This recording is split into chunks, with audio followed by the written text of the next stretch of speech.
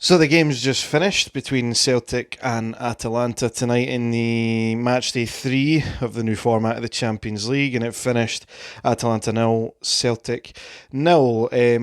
As I've said with draws, sometimes it can be not a great watch, and from a neutral's perspective, I suppose that wasn't the greatest game to watch in the world. But Celtic fans and Celtic themselves will be really happy with that performance, particularly defensively.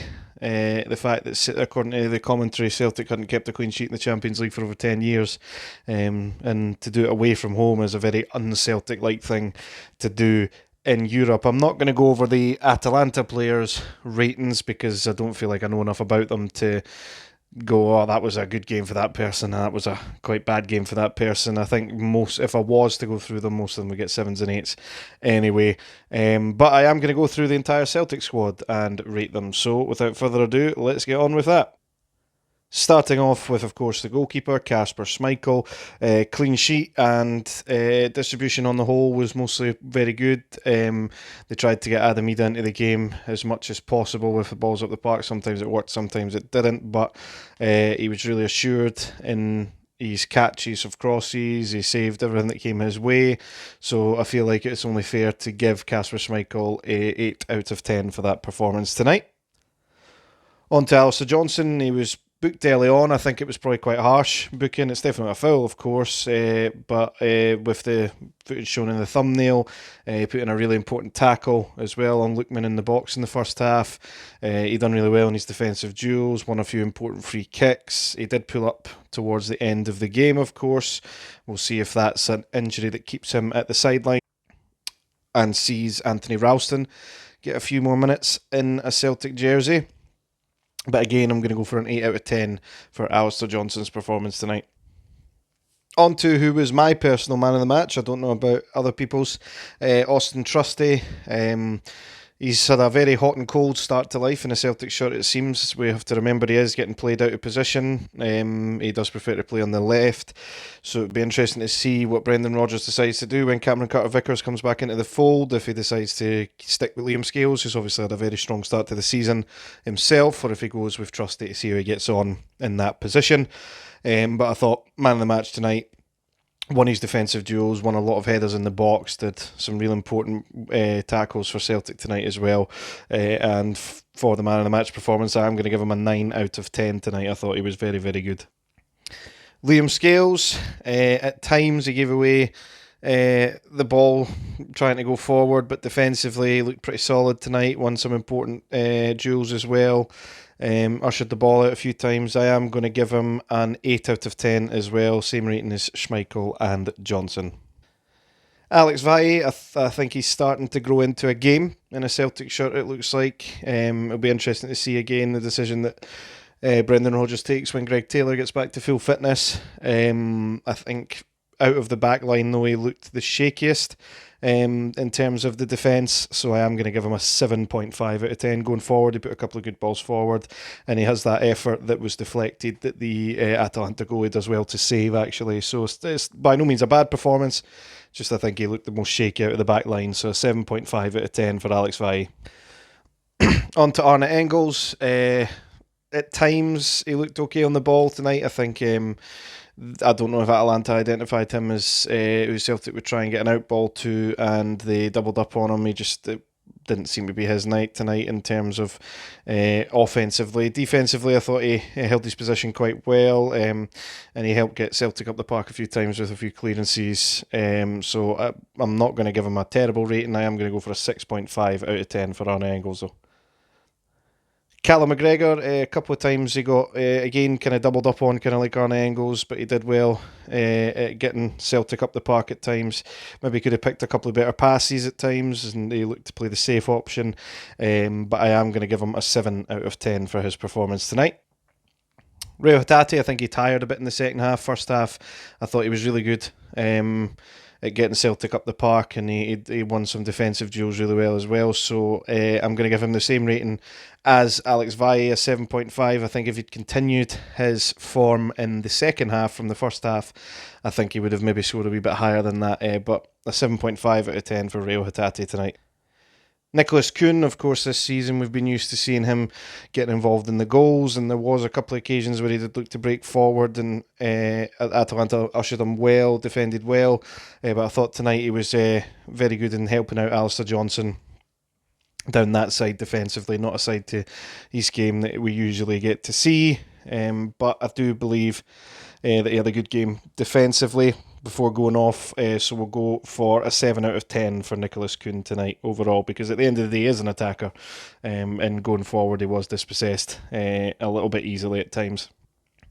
Adamida, a couple of times he was able to bring it down and get a few flick-ons, but for most of the night he was quite isolated. He was coming quite deep to try and get involved in the play.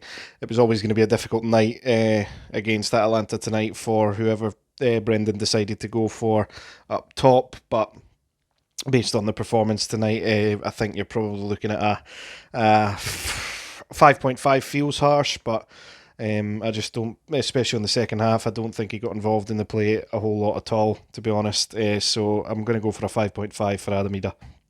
Daisen Maeda, much better game than he played against Aberdeen, but I think it still could have been a wee bit better.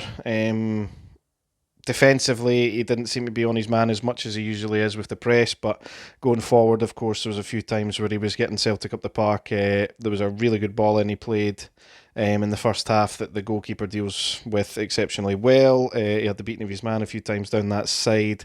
However, it didn't amount to anything in the end, so I'm going to give him a 6.5 out of 10 tonight. I don't think he was defensively as effective as Nicholas Kuhn tonight, so he is going to get a 0.5 rating lower than Nicholas Kuhn did. On to the first of the substitutes, Paulo Bernardo. I think he calmed the game right down when he came on in terms of the midfield. At that point, Celtic were giving the ball away rather cheaply, and I think he calmed the game down quite a lot when he came on, just keeping possession of the ball, picking his man, did okay defensively as well. As I've made clear with subs, I find it hard to score them really highly unless they've directly impacted the game, like goal line clearance or getting involved in an assist. So I am going to give Paulo Bernardo a 5 out of 10 for his performance coming off the bench. Kyogo, he had a couple of chances going forward. On another night, he might have buried them. I thought he was involved in the game a little bit more than he did. I don't know if that was a tiring defence, the defence coming out a wee bit more, maybe in hindsight with the performances. Brendan Rodgers might have started Kyogo tonight, but I'm going to give him a 4 out of 10 for his performance. In the end, I think a couple of times he gave the ball away a wee bit cheaply and maybe could have done better in his 1v1s as well, but I do think he seemed to have a positive impact coming off the bench. Luke McCowan, European debut for him, not just a Champions League debut. I'm going to go for another 4 out of 10 for him. I don't think he did too much wrong, but he just there was a couple of times where he gave the ball away out of play. Maybe could have done a tiny bit better chasing his man down, but a 4 out of 10 I think is a fair score for Luke McCowan. Luis Palma, I thought he tried really, really hard when he came off the bench, as if he had a point to prove, as I'm sure a lot of Celtic fans would probably agree with that. But I thought he tried really hard coming off, and I'm actually going to score him 0.5 higher than Kyogo and McCowan. I'm going to go for a 4.5 for Luis Palma. Nothing spectacular, but I do think he put himself about and tried, helped usher the ball out of play for a couple of throw-ins, batting Celtic some crucial time towards the end of the game. So I'm going to go for a 4.5 for Luis Palma. And finally, James Forrest came on the latest of all the subs. He had a bit of defensive work to do with Alistair Johnson getting that treatment. I'm going to go for the lowest rating of the subs though for Forrest overall. I think 3.5 out of 10. Not to say he was the worst player on the park. I don't think he just had enough time to do any sort of impact of any great regard, to be honest. So I'm going to go for a 3.5 out of 10 for James Forrest. And on to the manager, Brendan Rodgers. As much as he'll probably be disappointed with Celtic's lack of penetration up front, I think he'll be very pleased with the defensive performance, particularly coming off the back of that 7-1 hammering to Borussia Dortmund. Keeping a clean sheet away from home in Europe to the Europa League winners, who got the same result against Arsenal in the opening match day as well.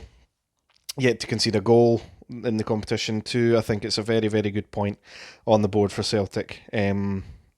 and he'll be very pleased with that. So, and I think he got his tactics right tonight, with the exception of maybe in hindsight he might have looked back and started Kyogo. So I'm going to give Brendan Rodgers an 8.5 out of 10 for tonight as well.